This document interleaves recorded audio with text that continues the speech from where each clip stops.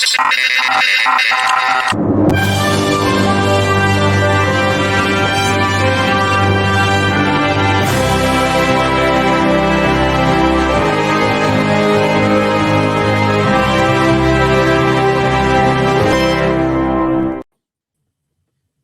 and welcome to another episode of Movies That Make Us. I'm Jake. I'm Tracy. And I'm Val. And we are in March. This is our first episode of March. We made it through February. February is the opposite of January. January feels like it lasts 3 years, and then February feels like it lasts 2 days. Yes. I don't know how it works that way. Time is weird. That's absolutely true, though. Yeah. Yeah. But we're in March, and we're starting March out the same way that the studios are starting March out, because we're starting it out with Creed. And we're going to be talking about some Creed movies, and we are so excited. I think all of us are big fans of the Rocky series franchise and the Creed movies, so this should be a lot of fun. So if you were coming here for this episode expecting some super critical analysis of everything wrong with Creed, obviously you've listened to our show before, because we don't do that anyway, but we're definitely not going to do that with Creed. I found out something a little devastating today about Creed that I didn't know, and I was rewatching the Creed for this episode, and Dave came in, and he hasn't seen the Creed movies. I don't know how I've let this happen. I don't know. What? I thought he had seen them because I own them and I watched them a lot. And he hasn't seen Creed 1. He's seen bits and pieces of Creed 2. And I'm like, well, you're going to need to get on that because we're going to Creed 3. Obviously, we've seen it by now. We're pre-recording this. Sorry. Wearing all the same clothes we wore last episode. Yeah, you'll notice we may have pre-recorded this the same day we did No Time to Die.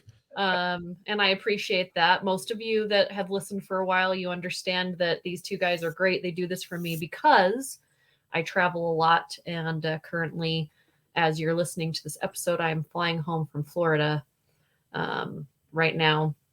But yeah, so I don't know how I've let this happen.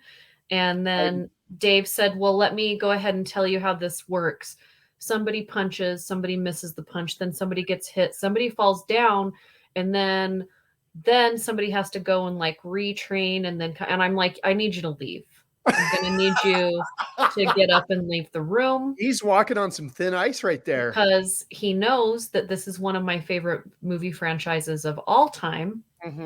And so, and I want to let all of you know that. You should know that if you've listened to any of the podcasts, because if this is your first time, welcome. But if this is your first time, welcome. I am a huge fan of Creed and Rocky, but Creed is my favorite.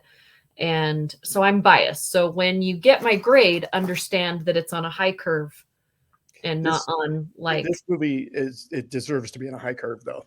Yeah, I don't think where you're like, but this one, this one works. I don't think you're going to find your grade that much higher than ours, Val. Yeah. So you're not on an island here. That's great too, because I think that I've seen this original Creed movie at least 8 times since it's been out. And just watching it even this last time, there are things that I'm noticing for the first time. Because there's so many details that they put in these movies that is great. Yeah. Before we get into Creed, though, if this is your first time listening or watching, thank you. Welcome. We're glad that you're here. But if you've watched us many, many times and you want even more of us, Patreon is the place to find it. Please go and support our Patreon. We have three different levels, starting at $3 a month and going up to $12 a month. We're not trying to rob you blind here. We just need a little extra support to keep the lights on. That's all. And we're giving you some good stuff in return. So go check out the different levels, find the level that works for you, and we would love to have you as a supporter. Most of the new movies that we cover this year will be covered on our Patreon, and so you'll want to be a part of that so you don't miss those episodes, because they are a lot of fun. Our first one is up. It is Ant-Man and the Wasp: Quantumania. We have let you know some of our thoughts on it through these episodes. If you want a whole hour of our thoughts on Quantumania, you're going to want to join our Patreon. Is number 2 going to be Creed 3? Number 2 is going to be Creed 3. And it is so exciting. That's what we're going to be talking about. You can listen for less than the cost of a cup of coffee. And That's a good correct. deal. It's a great deal. Or your swig. I know some people go daily to swig. Mm-hmm. Yeah. Yeah. I personally prefer fizz, but swig is fine.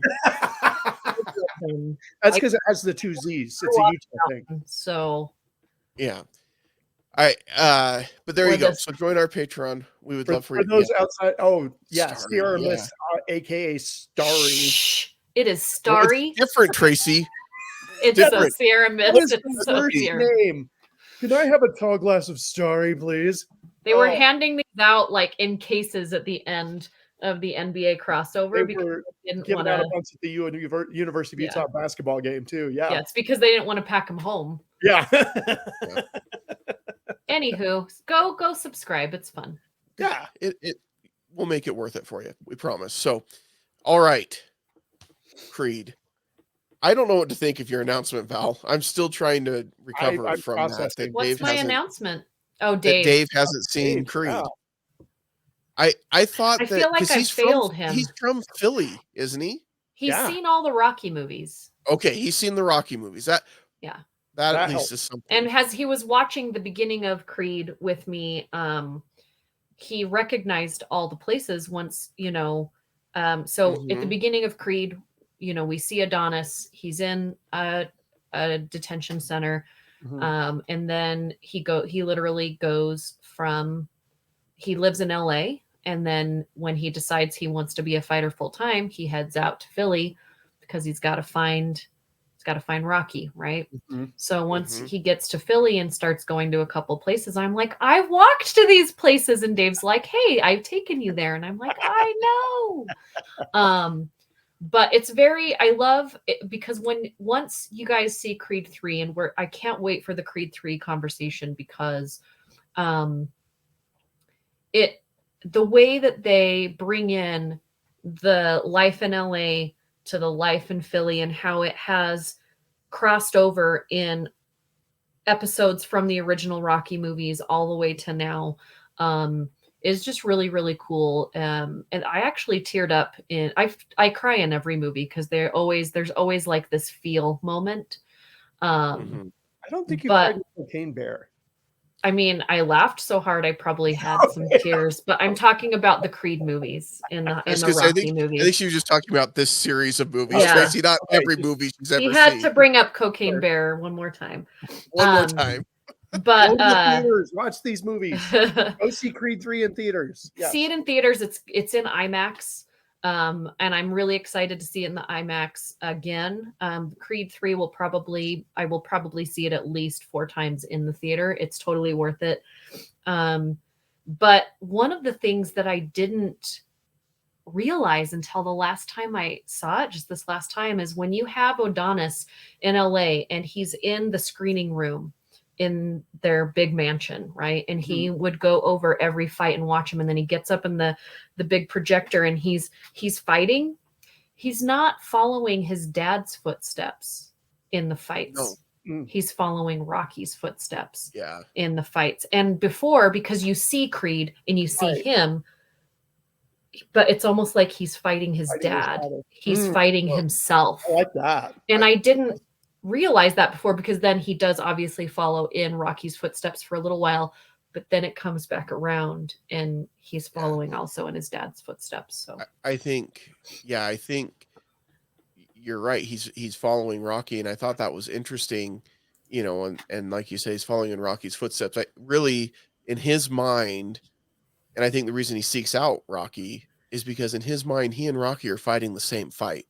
Rocky from 1976 is fighting the same fight that Adonis is fighting, and that is beating his dad, like overcoming his dad, fighting his dad, and he's got that weight on his shoulders.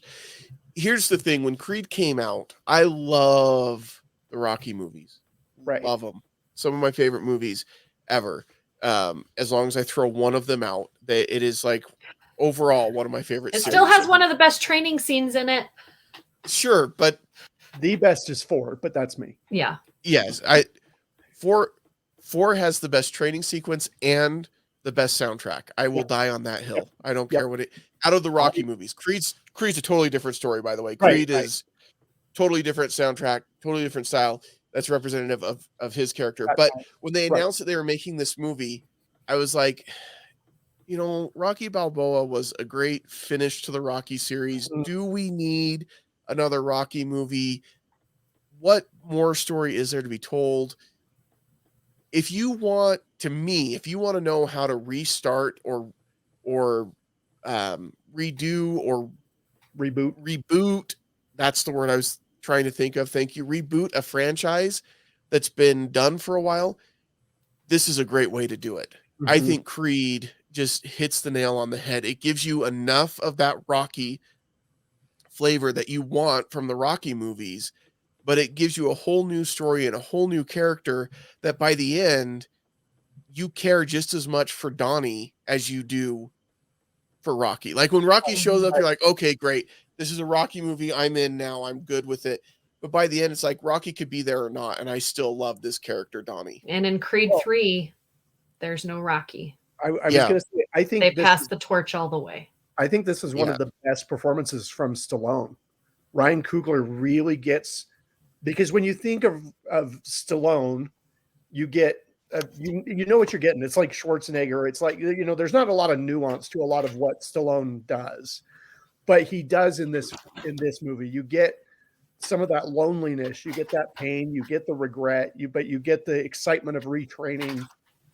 And to me, it's probably Stallone's best performance out of any of the movies. There's just quietness to him that I'm excited to see if that carries over in an unrelated way, but with Harrison Ford in the new Indiana Jones and the Dial of Destiny, I want to see the kind of that aging warrior that we talked about it with Bond, you know, that face that has experienced so much. And I got to say, I love the fact that Ryan Coogler was a film student at USC, writes the Fruitvale Station, and then grew up on the Rocky movies and has the audacity to write a new Rocky movie and go pitch it to Stallone and get it. And to go from the Fruitvale Station to taking on a Rocky movie, I mean, that's a huge jump. Yeah. And he nails it. The directing in this fight cinematography, this is some of my favorite fight cinematography ever, because when they're in the ring, especially in the early fights, it's all in one take. And we talked about this a little bit with in our Bond episode, where it's this dance with the camera and the actors. And it's so hard when you're doing fight scenes, especially in boxing, because you want the guy who's throwing the punch with his back to the camera, because then you can't really tell where the punch lands and the other guy's got to sell it. But the camera's moving around while the boxers are moving around. And to make that fight still seem believable and not seeing the miss is just incredible. They're not really fighting, Tracy. I think in some of the shots they actually did hit, because there's a couple of shots where like it goes slow-mo and you see his lips go to this side of his face. Oh, wait till you see 3. I mean, my gosh, we're so excited. And by the time this comes out, we'll have seen 3. And you'll at least have seen our But reaction. I have been such a good girl. You've been because great. I am holding on to so much. And I love, because you were so nervous going into 3. Oh, like you were so nervous. And to be so excited about what you saw and just not saying anything. You kept the spoilers to an absolute minimum 0. So props to you, Val. And what I've appreciated, Val isn't devastated. So the movie must not have sucked. And so that's a good thing. Because historically speaking, 3s in these kinds of series aren't the strongest in the series. Like Rocky 3 is not as strong as Rocky and Rocky 2. Yeah. It's not as bad as Rocky 5, but it's and I'll tell you right now, Creed 2 is still my favorite Creed movie. Really? But we'll talk about in Creed 3 why, because I can't. I'll talk when we talk Creed 2. I'll tell you the reasons why I love that movie, but I can't tell you without all the reasons until we get to Creed 3. Yet another reason to join our Patreon, so you can listen to Creed 3 so that you understand. And what I love our next Patreon episode about this trio. So you've got Michael B. Jordan, you have Coogler, You have Stallone, right? And what, like, it packs a punch, not to be like, but that's like the only time as a film critic I can say, because it does. Like, those three people know how to tell stories in the way that other people can't. And the way that we see this go is the first Creed movie, it's still very much a Stallone Rocky film. You see a little bit of Coogler in there, but he doesn't over Coogler it, right? And Michael B. Jordan, it's his first chance in, his character is growing, as is he. Then he's in Black Panther with Coogler as one of the best Marvel villains that they've ever thrown away. And then he comes back for Creed 2. With Creed, not directed by Coogler, but still has the same essence as the first movie. You don't feel like it's been directed by a totally different person. It still, to me, it feels like a continued story. It doesn't feel like a jarring. Like some of the Star Wars movies, you can tell that you have different directors for each movie because there's a big difference.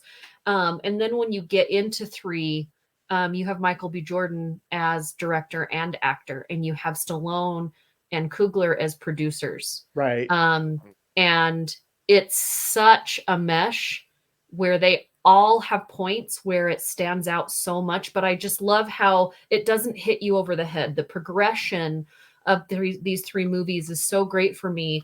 And in the first one, when they're developing this character and you get to see all the places that we've seen in Rocky. And so we're getting this reminiscence, and we're getting this, we get the gym, and we get, comments of people. And I just love when he walks into Rocky's restaurant and he's just kind of dismissing him as like, hey man, yeah, and he's like, was he good? And he's like, yeah. And then he's like, who are you? He doesn't say who are you, and he's like, who do you think I am? Are you a cousin? Yeah. And he's like, a cousin of his? No. He's like, you can, because he kept saying all of these things that only someone very close to Rocky would know. And he's bringing up names and instances and people. And then you've got all these pictures on the wall that bring you back to those things that we remember. And then you can call Marianne. The house number is still on, and he's like, oh, that's right. You haven't seen her since the funeral. And you can tell that hits him, in this place. Like he knew, like he already starts hitting him in these places, emotionally. Well, and I like how they've set him apart so early. Like when he's at the gym and he's just so raw, but he's so arrogant, and he like puts his car keys up in the fight, and then just completely gets his clock clean. Knocked out. Yeah. Well, I really, really love that scene, Val, that you're talking about, where he's introducing himself to Rocky, because that could have gone really, really poorly. And it just goes so well between the two actors and the way that they portray these characters. And as the relationship develops, and, Rocky is very hesitant to train him.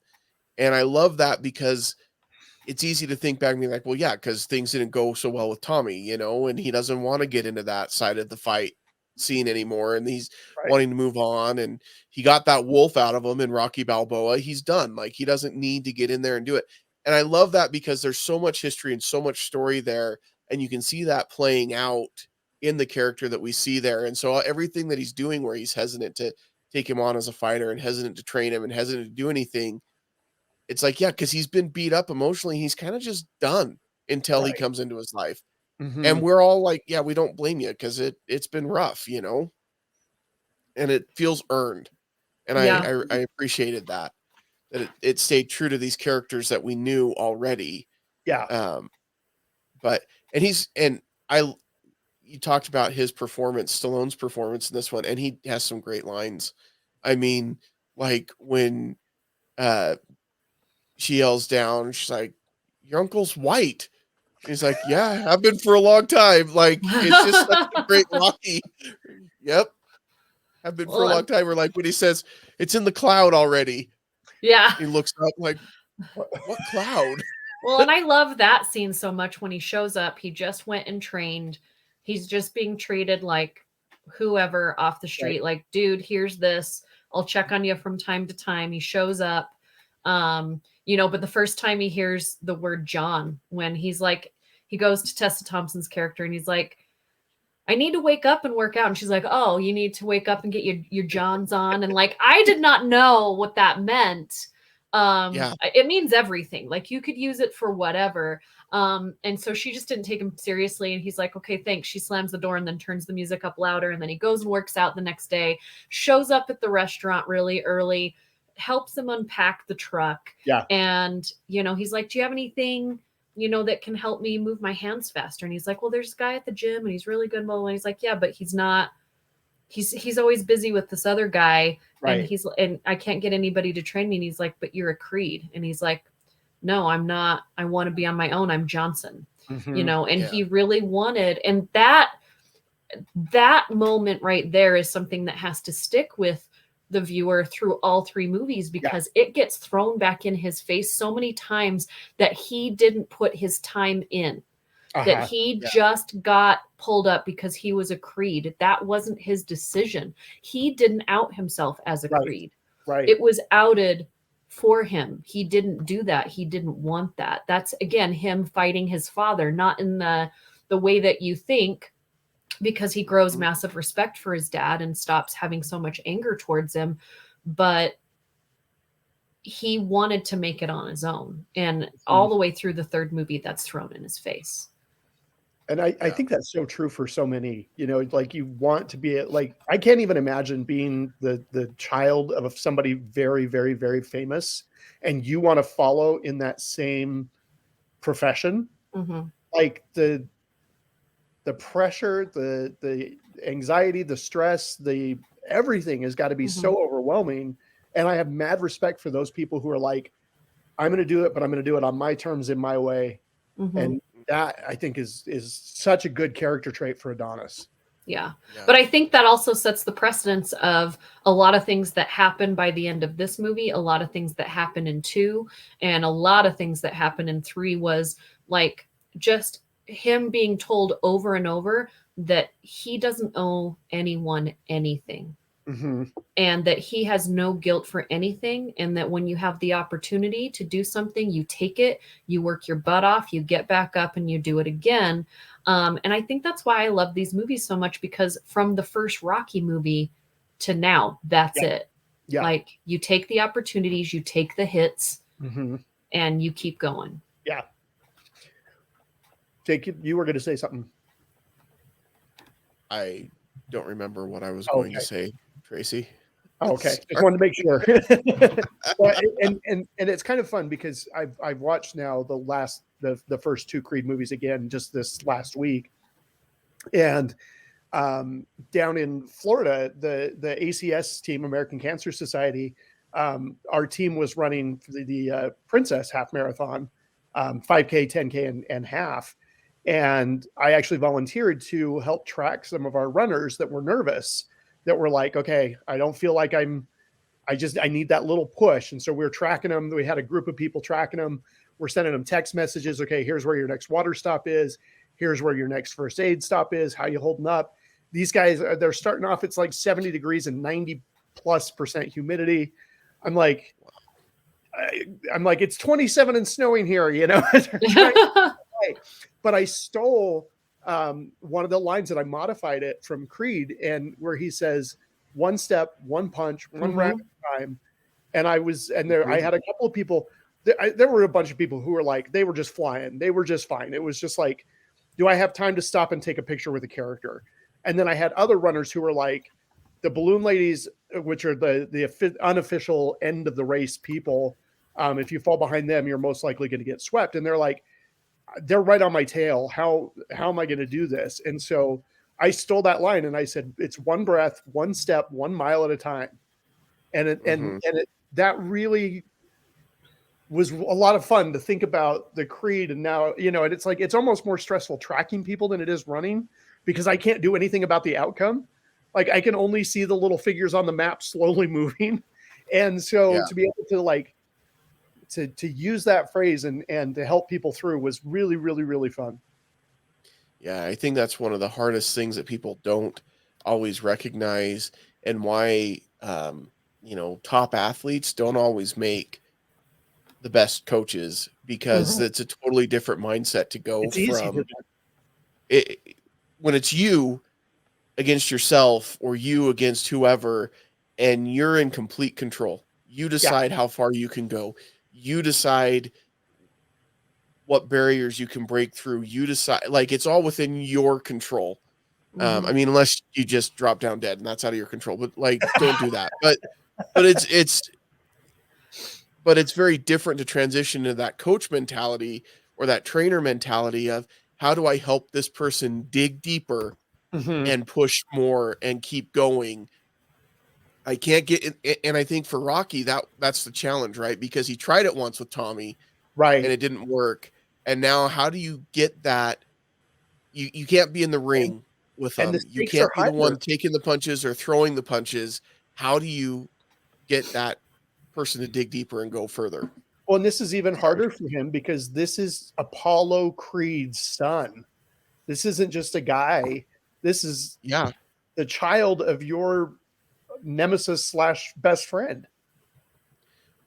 Who you blame yourself is dead. For his father's death. Yeah. Yeah. You blame yourself that Creed is dead, Hmm. um, because you Because of should have what you thrown in the can do. towel. And he mentions that, a couple of times in this movie, and of course it plays a more integral role in Creed 2, and we'll get there next week, but like that's his mentality. If he had done things differently, if he was a better trainer, if he was a Hmm. better corner guy, Apollo would still be there with them. Yeah, But he's failed twice basically as a trainer. And now yeah, he's being asked to bring this all back in. yeah, with Apollo's kid. Hmm. And Apollo's widow doesn't want him fighting at all. Very Yeah, end. I mean, she's like totally upset about it, She's like to the She's point where I've had to carry him up the stairs. I've Uh-huh. had to yeah, clean him up after going to the bathroom. Mhm. I've had to do these things. I saved, I brought you home not to be this. And he yeah. had choices. He was working in an office in a Yep. job that he Got hated. a And then he goes to promotion. He had Rocky, and Rocky an says, office. yeah, he's like, I can hear that you speak well. You have an education. You have a choice. And he's like, I don't have a choice, And I think that and I kind of go back to like what Dave does for a living. Like Dave's a tattoo artist. And in his mind, he doesn't have a choice to do anything else because that's the only thing that he wants to do. Yeah. Mhm. Right. Mhm. And when you find that one thing that is like that you love working so much, like we're going to go on a vacation for 2 weeks, and for 3 days of that, he's going to be tattooing, because if not, we couldn't go on that vacation. He gets twitchy. He has to Yeah. be doing what he loves, And I Not think while that he's tattooing. He doesn't get twitchy no, while he's No. tattooing. no, For those, no. it's very, very good. But I mean, when you find someone that finds something that they have to do, Yeah. that is Yeah. so tied to them that that's what they have to do, they don't have a choice. Yeah, they could, they're talented enough to do other things. But I think people that don't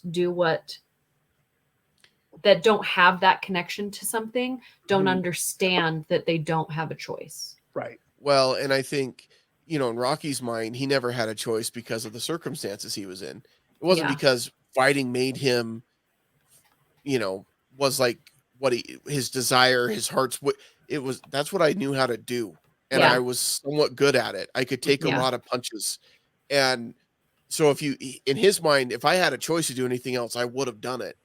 I But it's interesting when he's sitting in the restaurant with it's Bianca is her name, right? Bianca. Yeah. Uh, and Thompson's character. she's like, "So why do you want to be a fighter?" And he's like, he gives her the whole spiel about my dad was a fighter, and he died before I was born, and whatever. And he's like, "Why do you want to be a singer?" She's like, "Because when I'm up there singing, I feel alive." Mm-hmm. And like the look on his face as it hits him, and that's what he doesn't realize. He's given all of these excuses and reasons why he needs to be a Yeah. fighter, and he ties it all back to his dad. But I think that was a moment where he realizes that's what drives him, is that's when he feels alive. That's his, and whatever that passion is for you, discovering that and then pursuing that is a big, big deal. And I think it takes a lot to do it. But for him at first, it's all of these other reasons. And then he realizes when, starts to realize when she says that, like you said, Val, it's something a lot deeper. Yeah. And just, I love the actress who plays Apollo Creed's widow. Like, she's so great. Some of the lines that she delivers are just such zingers. It's just fantastic. When she's like, yeah, I carried him up the stairs. He had broken ribs. He couldn't clean up after himself. And I don't want to see that from you.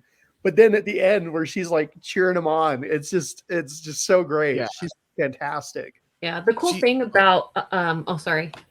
No, go ahead. Go ahead, Val. Felicia Rashad is who that is. And I mean, a lot of people know her from many different things, mainly the Cosby Show. But the cool thing about her is that she is a professor as well. Oh, really? Mm-hmm. And she has taught so many people over the years. And she's now the dean. I think she's the dean. Let me see. She's the dean. Yeah. At the College of Fine Arts at Howard University. Cool. And she was a professor there. And she not only had Michael B. Jordan as a student, but she also had Wakanda Forever star, the Black Panther, Chadwick Boseman as a student. And that was a fun fact. And this is like, because I just respect her so much, as she has helped so many actors that really, like, it gives me, I wish I could show you the goosebumps on my arm right now, but she has helped so many actors that I respect so much come up in this business, and they respect her so much. So not only is she hugely successful as an actress and a filmmaker, but she is the dean of students and helps others, and was a professor that helped Chadwick Boseman get to where he was. And they had such a deep relationship.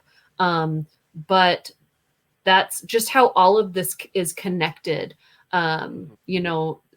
Is really cool. If you ever have a chance to go read the story of Felicia Rashad and everything that she's done, like, you will be super impressed if you're not already impressed. But I think she brings this, and I'll use it, gravitas to this story.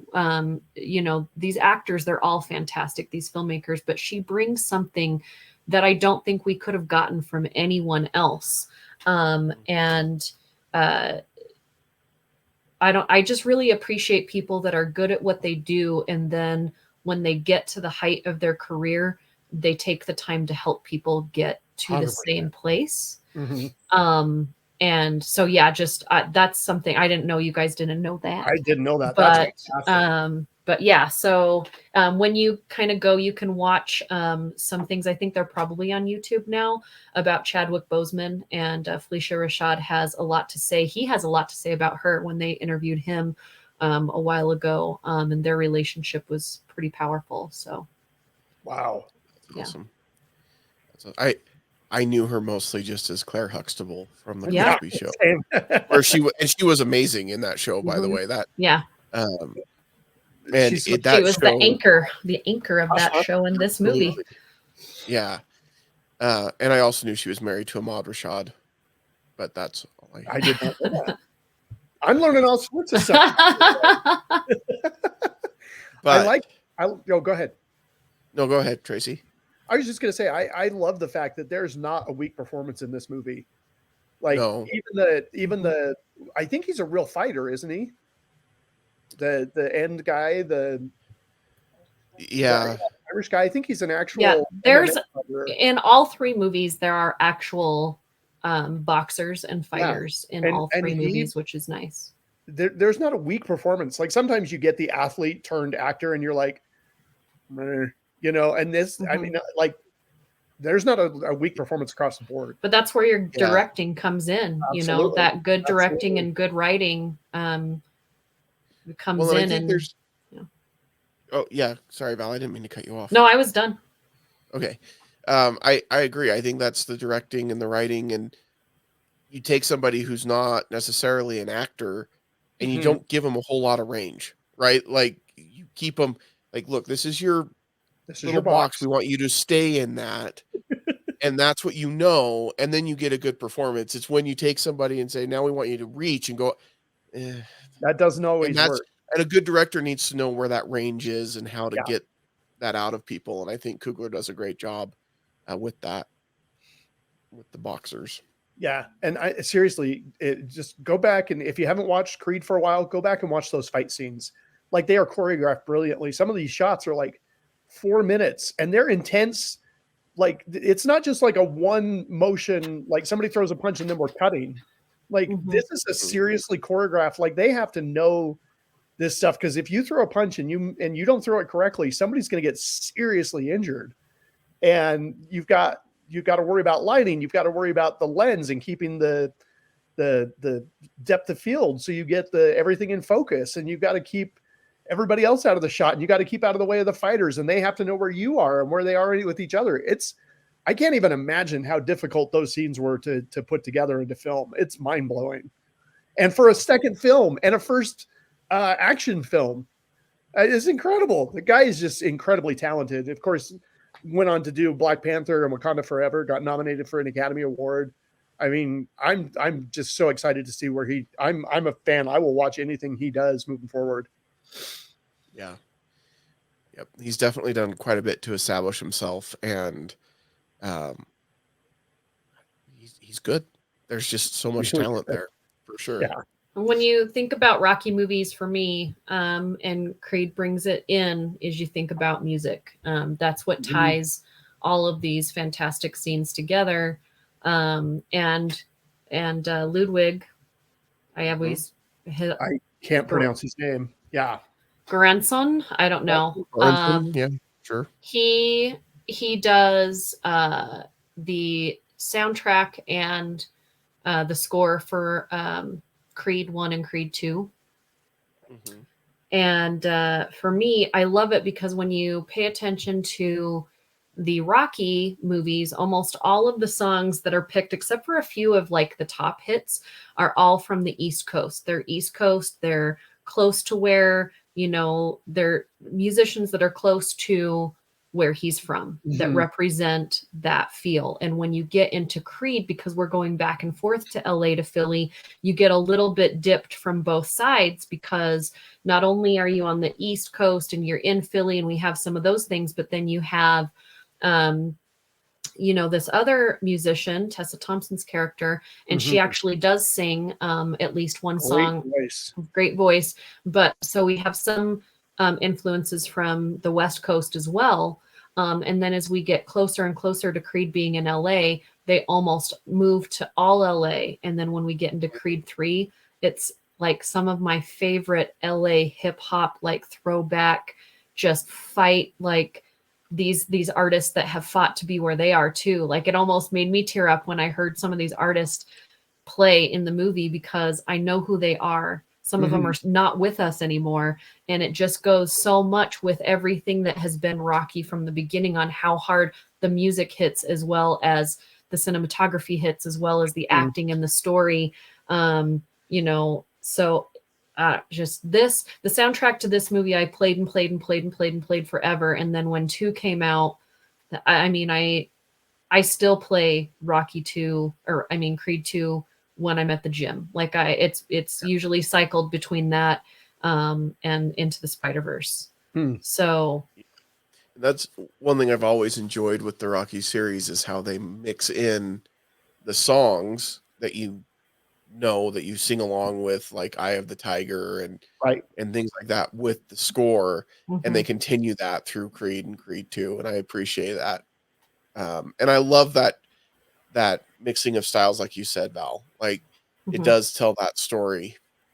And Ludwig Göransson, like, he keeps showing up everywhere. This guy's doing everything. He's won like how many 3 Academy Awards in the last 3 years, I think. And like, when you think of anything that's come out recently that you're like, oh yeah, that had some great music behind it, and then you look, you're like, oh, it was Ludwig again. Like The Mandalorian is Ludwig Göransson. Yeah. He's our generation's John Williams.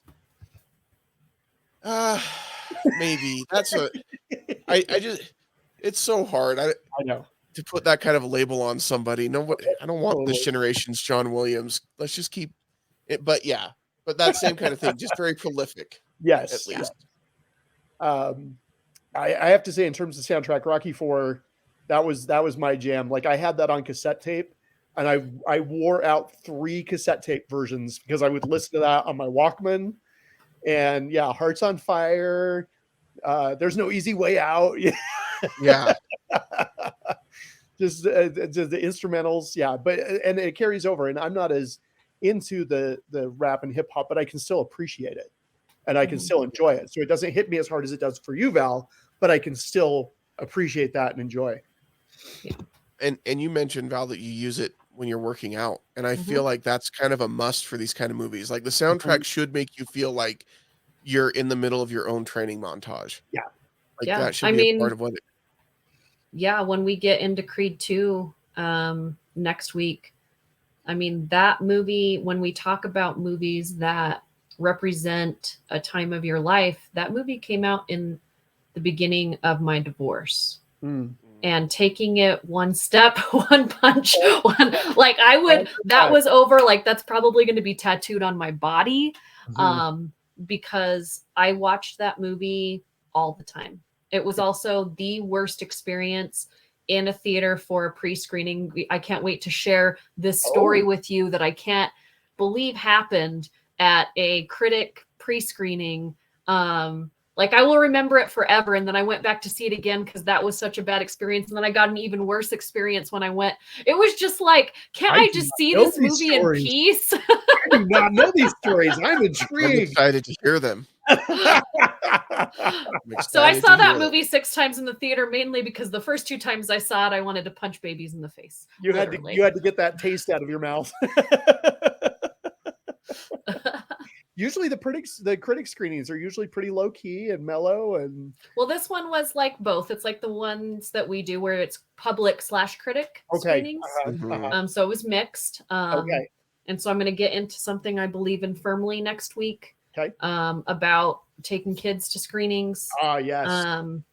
But it was also Creed 2. The second screening that I saw of it was my first date in my divorce. So yeah, we'll get into all of that. But like, again, you see a movie, you hear a song, and it takes you to a moment in your life that you will remember forever. Yeah. Good, bad, ugly, whatever. But yeah, I think that's what Creed is all about, though. Like, Creed is able to capture not only a time in your life or the time in the character's life, but a time that's going on in the world. But it's not so smack you in the face with it. Right. As some movies can be. Yeah. Well, before we give Creed a grade, we would like to remind you or invite you to subscribe to our YouTube channel if you haven't already. Make sure you like this video and comment below with your favorite movie soundtrack. Since we've kind of ended on that as we got to this point, we'd love to hear about it from you. Not just Rocky or Creed, any soundtrack. Any soundtrack you want. So, for me, this movie is an A.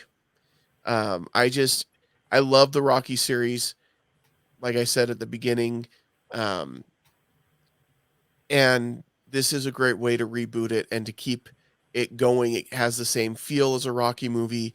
There are moments that are very similar. You know, Rocky's got the moments where he's running and the whole city's like running with him basically, and the kids are following him and everything, you know, and that's mirrored with Donnie as he's running, and you've got the motorcycles circling around him and things like that. And just stuff like that, where it takes the same kind of feeling and emotions that are in the Rocky movies and brings them into the 21st century in a new way. And it's just kind of exciting and fun. So for me, this is an A. Yeah. I love the acting in this, the cinematography, the directing. It feels so fresh. It's like, it's a familiar story. It's a familiar movie, but yet it feels like it's a whole different direction. It's a fresh take on it, which I think is fantastic. I'm with you, Jake. This is a great way to reboot it and put us into a different direction. I think this is Stallone's best work of all the pieces that I've seen him do. A for me. It's an A for me as well. I don't think that's a surprise. I was a fan of the Rocky movies growing up.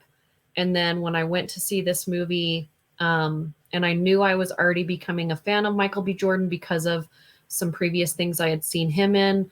And then I saw it and I just loved the take on it. Like you said, Tracy, it's everything that we love about Rocky. It's not new, but it was fresh. They did it in such a respectable way, and a way that made sense. It didn't feel forced that we were getting this story. It felt natural that we were getting this story.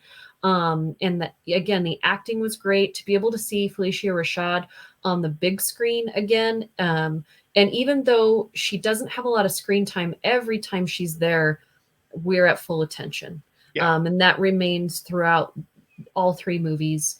And so, this is an A for me. There you go. AAA rated Creed. If you have not watched Creed for a while, it's time to pull it out and check it out again. Creed 3 is in theaters. We will be bringing you our review of that through our Patreon very soon. You won't want to miss that. Val. Check out our spoiler-free review that we did right after the movie when we saw it on Tuesday. Yep. And we appreciate it on the big screen. Yeah.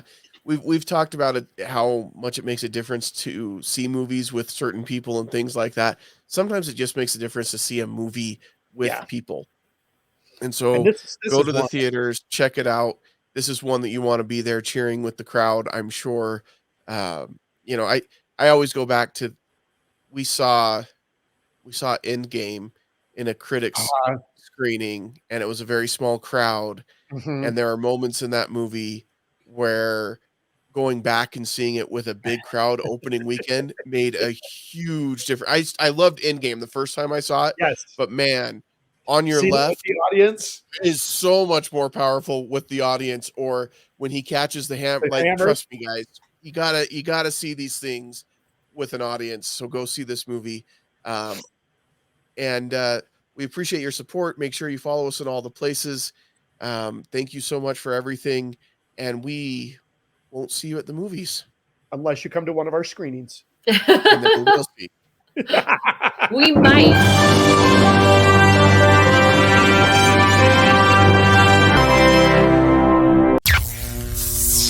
This has been an Age of Geek media production.